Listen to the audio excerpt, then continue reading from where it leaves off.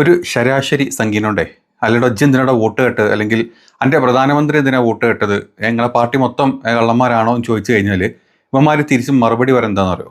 നമ്മളെ രാജ്യദ്രോഹിയായി. നമ്മുടെ പ്രധാനമന്ത്രിനെ മോശമായിട്ട് പറയാൻ നീ ആരാണ്?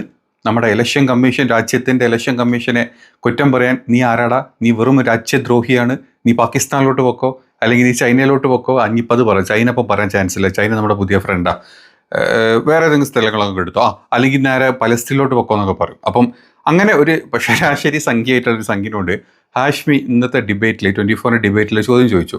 അതിന് വിരളി പൂണ്ട് കുക്കുടകട കളിക്കുന്ന ഒരു ശരാശരി സംഖ്യയുടെ കുറച്ച് ഭാഗങ്ങൾ കാണിച്ചിട്ടാ. ചുമ്മാ ഇടയ്ക്കൊക്കെ ഇതേപോലെ എന്തെങ്കിലും കാണുമ്പോൾ ഒരു ചിരി വരും. നമ്മളിങ്ങനെ സ്ട്രെസ്സൊക്കെ അടിച്ച് ജീവിച്ചുകൊണ്ടിരിക്കുന്ന ആൾക്കാരാണല്ലേ, ഇടയ്ക്ക് ഇങ്ങനത്തെ കോമഡികളും കൂടെ കാണുമ്പോൾ ഭയങ്കര രസമായിരിക്കും. ഒന്ന് കണ്ടു നോക്കുന്നത്.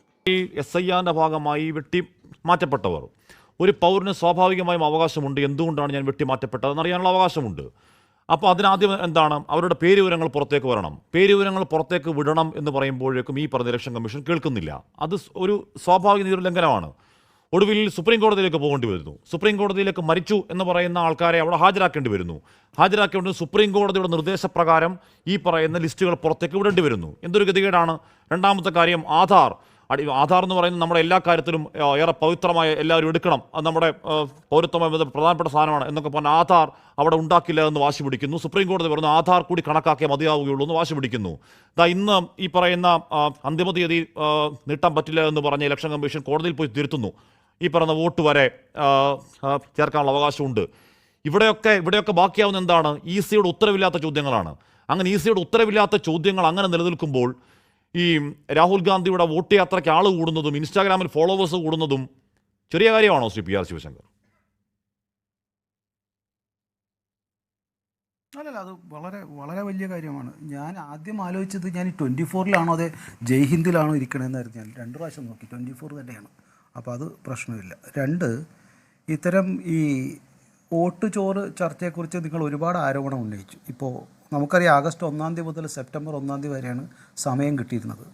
രാജുവിൻ്റെ പാർട്ടിക്ക് അവിടെ ഏതാണ്ട് 17,549 ബൂത്ത് ലെവൽ ഓഫീസർമാരുണ്ട്. ഇവർക്ക് ഒരാൾക്ക് എഴുന്നേറ്റ് നിന്ന് എനിക്ക് എതിരഭിപ്രായം ഉണ്ടെന്ന് പറഞ്ഞാൽ കടലാസിൽ എന്തെങ്കിലും എഴുതി ഞാൻ കൊടുക്കാറുന്നില്ലേ? റിജക്റ്റ് ചെയ്യൊക്കെ പിന്നത്തെ കാര്യം. അക്ഷരാഭ്യാസം ഇല്ലാത്തവരൊന്നും അല്ലല്ലോ അവിടുത്തെ ആൾക്കാർ, ബൂത്ത് ലെവൽ ഏജൻറ്റുമാർ, അല്ലെങ്കിൽ പാർട്ടിയുടെ എന്തോരം ആൾക്കാരുണ്ട്. ഒരാൾ ഒരു നീട്ടിപ്പിടിച്ചൊരു കത്തം കൊണ്ട് കൊടുത്തിരുന്നെങ്കിൽ, എന്നിട്ട് ആ കത്തും കൊണ്ട് രാജു P. നായർക്കോ അല്ലെങ്കിൽ കോൺഗ്രസിൻ്റെ വക്താവ് ഹാഷ്മിക്കോ എന്തെങ്കിലും പറയാമായിരുന്നല്ലോ. അപ്പോൾ ഒരൊറ്റ ആരോപണവും ഇതുവരെ അവിടെ വന്നിട്ടില്ല. 65 ലക്ഷം വോട്ടർമാർ പോയാൽ 10 പേർക്ക്, ഇപ്പോൾ ഇവിടെയൊക്കെ വോട്ടർ ലിസ്റ്റ് നോക്കിയിട്ടാണോ? ഇപ്പോൾ എൻ്റെ മദർ ലോൻ ഇവിടെ വോട്ടുണ്ടായിരുന്നില്ല. അത് വോട്ടർ സിസ്റ്റം നോക്കി ഞങ്ങൾ ചെക്ക് ചെയ്യുമ്പോൾ വോട്ടില്ല എന്ന് കണ്ടു കഴിഞ്ഞാൽ ഞങ്ങളത് ഹിയറിങ്ങിന് പോകും, ലെറ്റർ കൊടുക്കും, ഹിയറിങ്ങിന് വിളിപ്പിക്കും. ഹിയറിങ്ങിന് പോകുമ്പോൾ നടക്കാൻ വയ്യാത്തവരാണെങ്കിൽ വീഡിയോ കോൺഫറൻസിൽ വന്ന് കാര്യങ്ങൾ പറയും, വോട്ട് കിട്ടും. ഇതല്ലേ രീതി? കേരളത്തിൽ ഇങ്ങനെ ആവുന്നില്ലേ? ഇത്തരം കാര്യങ്ങൾ ഇപ്പോൾ ഹാഷ്മിക്ക് ഇതൊന്നും മനസ്സിലാവില്ല എന്ന് വിചാരിക്കാം. വോട്ട് ചെയ്തിട്ടുണ്ടാവില്ല, ചിലപ്പോൾ വോട്ട് ചെയ്യാൻ ഇത്തരം കാര്യങ്ങൾ തെരഞ്ഞെടുപ്പ് പ്രക്രിയയിൽ ഭാഗമായിട്ടുണ്ടാവില്ല. മറ്റേ കോളേജ് ഇലക്ഷനിലൊക്കെ അല്ലേ തിന്നിട്ടുണ്ടാവുള്ളൂ. പക്ഷേ ഇത്തരം തിരഞ്ഞെടുപ്പ് പ്രവർത്തനത്തിൽ പങ്കാളികളായ കാരശ്ശേരി മാഷക്കെങ്കിലും അതെങ്കിലൊക്കെ ഒന്ന് തിരുത്താൻ ശ്രമിക്കണമായിരുന്നു. താങ്കൾ എന്നെ വ്യക്തിപരമായി പരിഹസിക്കുന്നത് കോൺഗ്രസിന്റെ വക്താവ് ഹാഷ്മിക്കൊന്നും പരിചയമില്ല. താങ്കൾ എന്നെ വ്യക്തിപരമായി എത്രമാത്രം അധിക്ഷേപിച്ചാലും അപഹസിച്ചാലും താങ്കളുടെ എന്താണ് സ്വതവേയുള്ള ശൈലിയാണ്, താങ്കൾ തുടർന്നോളൂ. പക്ഷേ SIRൽ പുറത്താക്കപ്പെട്ടവരുടെ പേരുകൾ സുപ്രീം കോടതിയിലേക്ക് പോകേണ്ടി വന്ന ഹർജിക്കാർക്ക് ECക്ക് മറുപടിയില്ല. അത് ചോദിക്കുമ്പോൾ താങ്കൾ എന്നെ അധിക്ഷേപിച്ചുകൊണ്ട് മറുപടിയാവോ? അതിനുള്ള മറുപടി അങ്ങനെ അറിയാമെങ്കിൽ പറയൂ. ഇപ്പം സാറേ, മറുപടിയില്ലായ്മയിൽ നിന്നാണ് ഈ വ്യക്തി അധിക്ഷേപങ്ങളും പരിഹാസങ്ങളും നിലവാരം താഴ്ന്ന പ്രസ്താവനകളും പുറത്തേക്ക് വരുന്നത്. ഇതിൽ ആഷ്മി ചോദിച്ച ചോദ്യം നിങ്ങൾക്ക് കാര്യം മനസ്സിലായില്ല. അതായത് ഇങ്ങനെ ഇത്രയും ആളുകൾ അവിടെ നിന്ന് ഒഴിവാക്കപ്പെട്ടു, അതിൻ്റെ ലിസ്റ്റ്, അതിൻ്റെ പേര് വിവരങ്ങൾ എന്താണെന്ന് ചോദിച്ചപ്പം അത് പുറത്ത് വിടാത്തത് കൊണ്ടാണ്, അല്ലെങ്കിൽ തെരഞ്ഞെടുപ്പ് കമ്മീഷനോട് ഇത് ചോദിച്ച സമയത്ത് അതിൻ്റെ പേര് വിവരങ്ങൾ പുറത്തോട്ട് വിട്ടുകൊടുത്ത് ഇവർക്ക് ചെക്ക് ചെയ്യാൻ വിട്ടുകൊടുക്കാത്തത് കൊണ്ടാണ് ഇത് സുപ്രീം കോടതിയിൽ എത്തുന്നതും സുപ്രീം കോർട്ടിൽ നിന്ന് അത് കൊടുക്കണം, അല്ലെങ്കിൽ ആ ലിസ്റ്റ് നിങ്ങൾ പബ്ലിഷ് ചെയ്യുന്നു പറഞ്ഞിട്ട് പബ്ലിഷ് ചെയ്യണം എന്നുള്ളൊരു ഒരു ഓർഡർ വരുന്നത് സുപ്രീം കോർട്ടിൽ നിന്നാണെന്നുള്ളത് പാവം ഈ സംഘി മറന്ന പോലെ നടിക്കുന്നതാണ്. അതിനുശേഷമാണ് ആൾക്കാർ സെർച്ച് ചെയ്തുകൊണ്ടിരിക്കുന്നതും ഇന്നും ഇന്നലെയായിട്ട് പല വോട്ടുകൾ അവിടെ എക്സ്ട്രാ ആഡ് ചെയ്തതിൻ്റെതും പലർക്കും ഡബിൾ വോട്ടിങ്ങും അങ്ങനത്തെ ഒരുപാട് കാര്യങ്ങൾ പുറത്തോട്ട് വരുന്നത്. അത് മനഃപൂർവ്വം മറച്ചു വെച്ചിട്ടാണ് ഈ സംഘി ആഷ്മിക്കെതിരെ ചാടുന്നത്. ബാക്കിയൂടെ കേൾക്ക്. ഞാൻ വോട്ട് ചെയ്തിട്ടില്ലെന്നും എനിക്കൊന്നും അറിയില്ലെന്ന് താങ്കൾ അങ്ങ് അനുമാനിക്കുകയാണോ? കൈ വെക്ക് ശിവശങ്കരെ, അതൊക്കെ കൈ വെക്ക്. ഞാൻ കയ്യിലോ പോക്കറ്റിലോ എവിടെയെങ്കിലും കയറ്റി വെക്ക്. ഹാഷ്മിയുടെ ഇങ്ങോട്ട് ഇറക്കണ്ടെന്നാ പറഞ്ഞേ. അല്ല, ഞാൻ പറഞ്ഞു ഇപ്പൊ ഹാഷ്മിക്ക് വോട്ടിനെ പറ്റി അറിയില്ല, ഹാഷ്മിക്ക് ഒന്നും അറിയില്ല, ഹാഷ്മി കോൺഗ്രസിന്റെ വക്താവാണ്. ആ പരിഹാസമൊക്കെ മടക്കി പോക്കറ്റ് വെച്ചാൽ മതി. വിഷയത്തിലൊന്നും സംസാരിക്കാൻ പറ്റുമെങ്കിൽ സംസാരിക്കും പ്ലീസ്. മടക്കി പോക്കറ്റ് എനിക്ക് സൗകര്യമില്ല. എന്ത് ചെയ്യും? അല്ല പറഞ്ഞു എന്നാ മറ്റവരൊക്കെ പറഞ്ഞപ്പോഴത്തേക്കും ഇല്ല ഞാൻ പറയാം. അല്ല ശിവശങ്കർ വ്യക്തിപരമായി അധിക്ഷേപിക്കാനാണ് അധിക്ഷേപിക്കുക. ശിവശങ്കറെ വ്യക്തിപരമായി അധിക്ഷേപിക്കാനാണെങ്കിൽ താങ്കൾ BJP-യുടെ വക്താവാണ്. BJP-ക്ക് നാണക്കേടാണ്. താങ്കളുടെ നിലവാരത്തെ അയച്ചിറക്കിയാൽ BJP-ക്കാണ് നാണക്കേട്. താങ്കൾ ഇറക്കിക്കോളൂ, ഇറക്കിക്കോ.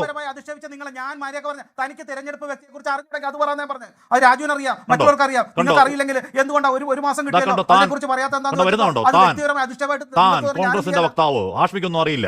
പിന്നെ താനെന്ന് ഇപ്പൊ നമ്മളിപ്പോ ചർച്ച ചെയ്തല്ലേ ഇവിടെ എറണാകുളത്ത് താനെന്നും അങ്ങെന്നൊക്കെ പറഞ്ഞ ഒന്ന് തന്നെയാ. ഞാൻ പറയുന്നത് മറുപടി ഇല്ലെങ്കിൽ വ്യക്തിയധിക്ഷേപം പുറത്തേക്ക് വരും. അത് PR ശിവശങ്കർ നിലവാരത്താഴ്ച മാത്രമല്ല എക്സ്പോസ്ഡ് ആവുക. BJP-ക്കാണ് നാണക്കേട്. താങ്കൾക്ക് നാണക്കേട് സഹിക്കാമെങ്കിൽ പറഞ്ഞോളൂ, അധിക്ഷേപിച്ചോളൂ, 4 തെറിയും വിളിച്ചോ വേണമെങ്കിൽ ശിവശങ്കറെ. പ്രിയപ്പെട്ട ഹാഷ്മി, ഞാൻ ഇവിടെ വളരെ മാന്യമായിട്ട് പറഞ്ഞപ്പോൾ താങ്കളാണ് എന്റെ ഉത്തരങ്ങൾക്കിടയിൽ കയറി സംസാരിക്കുന്നത്. ഒന്നും സംസാരിച്ചില്ല. താങ്കളുടെ സ്ഥിരം ഇടപാടാണ്. ഞാൻ ഒന്നും സംസാരിച്ചില്ല. താങ്കൾ എന്നെ ആദ്യഘട്ടത്തിൽ വ്യക്തിപരമായി അധിക്ഷേപിച്ചു, 2ാം ഘട്ടത്തിൽ വ്യക്തിപരമായി അധിക്ഷേപിക്കുന്നു, 3ാം ഘട്ടത്തിൽ വ്യക്തിപരമായി അധിക്ഷേപിച്ച് കേട്ടോണ്ടിരിക്കണോ ഞാൻ താങ്കൾ പറയുന്നത്? അല്ലല്ലോ, കേട്ടോണ്ടിരിക്കണോ? എന്താണ് അധിക്ഷേപം? ഒന്നാമത്തെ കാര്യം കോൺഗ്രസ് വക്താവ് എന്ന് താങ്കൾ അധിക്ഷേപിച്ചു. 2ാമത്തെ കാര്യം ഇയാൾക്കൊന്നും അറിയാത്ത ആളാണ് എന്ന് പരിഹസിച്ചു. കേട്ടോണ്ടിരിക്കണോ? സൗകര്യമില്ല. ആണോന്നാ ചോദിച്ചത്? അല്ല, കോൺഗ്രസ് വക്താവ് എന്ന് പറഞ്ഞാൽ ഇത്ര അധിക്ഷേപമാണോ? താങ്കൾ SFIക്കാരനായിരിക്കാം, കോൺഗ്രസ് വക്താവ് എന്നുള്ള അധിക്ഷേപമാണോ? താങ്കൾ കോൺഗ്രസിന് പരസ്യമായിട്ടല്ലേ പിന്താങ്ങിച്ചത്? താങ്കളല്ലേ കോൺഗ്രസിന് ആ എതിർത്തം കേട്ടു നോക്ക്. ജനാധിപത്യത്തെ പിന്താങ്ങിയതാണ്. ജനാധിപത്യത്തെ പിന്താങ്ങിയതാണ്. ഇവിടെ ഒറ്റ മണ്ഡലത്തിൽ 1 ലക്ഷം കള്ളവോട്ട് എന്ന ചോദ്യത്തിന് മുന്നിൽ ഈസി ഉത്തരവില്ല, നാണം കെട്ട് നിൽക്കുക. എനിക്കും നാണക്കേടാ, താങ്കൾക്കും നാണക്കേടാ, ഇവിടെ ഇരിക്കുന്ന എല്ലാവർക്കും നാണക്കേടാ. ആ തലകുറിച്ച് നിൽക്കൽ അത് പറയുന്നതാ. ഹാഷ്മി, ഇത്തരവ് ഇല്ലാതെ നാണം കെട്ടു നിൽക്കുന്നത് നിങ്ങളുടെ ആരോപണമല്ലേ? ഞാനതല്ലേ പറഞ്ഞു വരുന്നത്. ഞാൻ EC-യുടെ വക്താവല്ല. പക്ഷേ എങ്കിലും ഞാൻ മാന്യമായി EC-യുടെ അഭിപ്രായങ്ങൾ കൂടി പറയാൻ വരുമ്പോൾ അവരുടെ ആളുകളില്ലാണ്ട് താങ്കൾ എന്തിനാ വിളിച്ചു പറയുന്നത്? 1, 2 എന്നെ വിളിച്ചു പറഞ്ഞാൽ BJP-യുടെ ഉത്തരം പറയുമ്പോൾ താങ്കൾ എന്തിനാ ഇടപെടുന്നത്? താങ്കൾക്ക് ഇത്ര അസഹിഷ്ണുത? താങ്കൾ തയ്യാറാവണ്ടേ? വിളിച്ചു വരുത്തിയത് ഇല്ല. താങ്കളെ വിളിച്ചത് BJP-യുടെ രാഷ്ട്രീയ അഭിപ്രായം പറയാനാ. ഞാൻ താങ്കളെ വ്യക്തിപരമായി അധിക്ഷേപിച്ചു. എന്തെങ്കിലും ഒരു വാക്ക് പറഞ്ഞോ PR? രാഷ്ട്രീയ അഭിപ്രായം ഞാൻ താങ്കളെ വ്യക്തിപരമായി എന്തെങ്കിലും ഒരു വാക്ക് പറഞ്ഞോ PR? Give respect, take respect എന്നാണല്ലോ. ഇങ്ങോട്ട് ഈ പറഞ്ഞ 4ാം ഘട്ട വർത്താനം പറഞ്ഞ് അങ്ങോട്ട് വരും മിണ്ടാതിരിക്കണം. ഹാഷ്മി, അത് തന്നെയാണ് എനിക്ക് പറയാനുള്ളത്. ഹാഷ്മി, എന്നെ പറയാൻ അനുവദിച്ചാൽ ഞാൻ പറയാം. മര്യാദയ്ക്ക് പറയാൻ അനുവദിക്കും. അല്ല, എന്നെ വ്യക്തിപരമായി അധിക്ഷേപിക്കാനാണെങ്കിൽ ഇടപെടും. ഹാഷ്മി, താങ്കൾക്ക് അവിടെ ഇരുന്ന് പറയുമ്പോൾ ജനറേഷൻ ലോസ് ഇല്ലാതെ ഓഡിയോ പോവും. അത് ജനങ്ങൾ കൂടുതൽ ശബ്ദത്തിൽ കേൾക്കും, ഞാനും കേൾക്കും. എനിക്ക് ഇൻട്രപ്ഷൻ ഉണ്ട്. താങ്കളുടെ ചെവിട്ടിലല്ല ഇത് വെച്ചേക്കുന്നത്. അത് കാരണം താങ്കൾക്ക് ഇൻട്രപ്ഷൻ ഉണ്ടാവില്ല. ഞാൻ പറയുന്നത് ജനറേഷൻ ലോസോട് കൂടിയിട്ട് എയർ ചെയ്ത് ജനങ്ങളിലെത്തുള്ളൂ. അത് കാരണം എൻ്റെ വോയിസ് കുറവായിരിക്കും, എനിക്കിതൊക്കെ അറിയാം. പക്ഷേ അത് പറഞ്ഞുകൊണ്ട് താങ്കളുടെ വോയിസ് കൂട്ടിയിട്ട് ഞാൻ പറയുമ്പോൾ ഇടയ്ക്കിടയ്ക്ക് പറഞ്ഞു കയറി ഇത്തരം ഇൻട്രപ്ഷൻ ഉണ്ടാക്കുന്നത് ശരിയല്ല. 1, 2 താങ്കളാണ് എൻ്റെ പാർട്ടിയുടെ നേതാവിനെ ഈ സംസ്ഥാനത്തെ ഈ രാജ്യത്തിന്റെ പ്രധാനമന്ത്രി അധിക്ഷേപിച്ചത്. താങ്കൾ എന്നാ പറഞ്ഞത് 1 ലക്ഷം കള്ളവോട്ട് കിട്ടി, 1 ലക്ഷം വോട്ട്. രാഹുൽ ഗാന്ധി മറുപടി കൊടുക്കുക. രാഹുൽ എവിടെയാണ് കണക്ക്? ഞാനാണോ പറഞ്ഞത്? രാഹുൽ ഗാന്ധി പറഞ്ഞു മറുപടി കൊടുക്കും. രാഹുൽ മറുപടി കൊടുക്കും. അല്ലാതെ എന്നെ അധിക്ഷേപിച്ചൊരു കാര്യമുണ്ടോ? രാഹുൽ ഗാന്ധി പറയുകയാണ് വാരണാസിയിൽ നരേന്ദ്രമോദി ജയിപ്പിച്ച തട്ടിപ്പിലൂടെയാണ്. അതിന് മറുപടി കൊടു PR ശിവശങ്കറെ. എന്നെ അധിക്ഷേപിച്ച കാര്യമുണ്ടോ? താങ്കൾ BJP-യുടെ വക്താവാണെങ്കിൽ. ഹാഷ്മി, രാഹുലിനും മറുപടി ഞങ്ങൾ കൊടുക്കുന്നുണ്ട്. ഇവിടെ അത് റിപ്പീറ്റ് ചെയ്ത് പറയുമ്പോൾ താങ്കൾ എന്തിനാണ് അത് മറുപടി? അത് രാഹുൽ ഗാന്ധിയുടെ അഭിപ്രായം എന്നല്ലല്ലോ താങ്കൾ പറഞ്ഞത്. ഞാൻ രാഹുൽ ഗാന്ധി അഭിപ്രായം കള്ളവോട്ട് മേടിച്ചപ്പോൾ ലോകം എന്ന് ഞാൻ പറഞ്ഞില്ല. ഞാൻ പറഞ്ഞു തീരട്ടേടോ. അല്ല, താങ്കൾ ഇല്ലാത്ത കാര്യം പറഞ്ഞത് എന്തിനാണ്? താങ്കൾ വ്യാജമല്ലേ പറഞ്ഞുകൊണ്ടിരിക്കുന്നത്? ഞാൻ അങ്ങനെ പറഞ്ഞോ? നടന്ന കാര്യമാണോ? ഞാൻ പറഞ്ഞത് രാഹുൽ ഗാന്ധിയുടെ ആരോപണം എന്നാണ് ഞാൻ കാരശ്ശേരി മാഷിനോടും രാജു പി നായരോടും ചോദിക്കുന്നത്. ഞാൻ ക്ലോസ് ചെയ്ത് എനിക്ക് താല്പര്യമില്ല പറയാം. ഒരു സാധാരണ സംഗീതാവസ്ഥ, ശരാശരി സംഗീതാവസ്ഥ.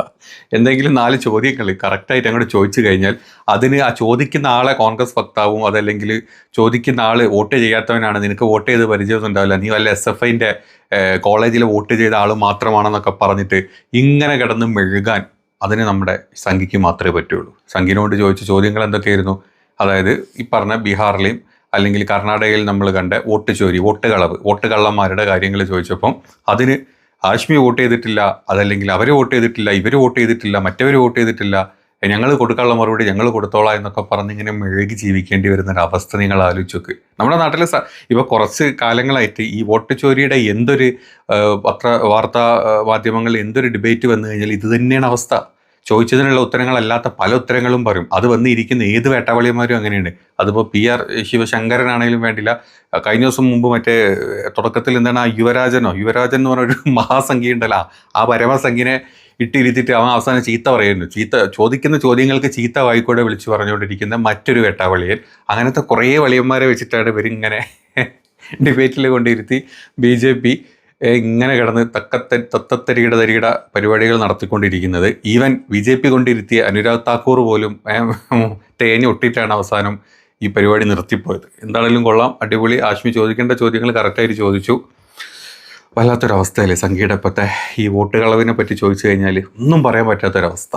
കട്ടോന്ന് വെച്ചാൽ കട്ട്, അതിട്ട് പറയാനും പറ്റുന്നില്ല. എന്താണ് ചെയ്യേണ്ടതെന്നില്ലാത്ത പോട്ടെ, സാരമില്ല, ശരിയായിക്കോളും. അടുത്ത ഇലക്ഷനെങ്കിലും ഇവന്മാർ ഇതിനേക്കാൾ വലിയ കളവും കൊണ്ട് അല്ലെ ഇതിനേക്കാൾ വലിയ വേറെ വല്ല പദ്ധതികളും കൊണ്ട് വരാണ്ടിരിക്കട്ടെ. എങ്ങനെയെങ്കിലും ഇവന്മാരൊക്കെ ഒന്ന് തോൽപ്പിച്ച്, അതായത് യഥാർത്ഥത്തിൽ കളവും വേറെ ഒന്നും ഇല്ലാണ്ടൊന്ന് തോൽപ്പിച്ച് ഇവന്മാരൊക്കെ മൂലയിലിരിക്കുമ്പം അന്ന് ഇവർക്ക് വീട്ടിൽ നിന്ന് താറാപറ എഴുതി പഠിക്കാം അല്ലേ.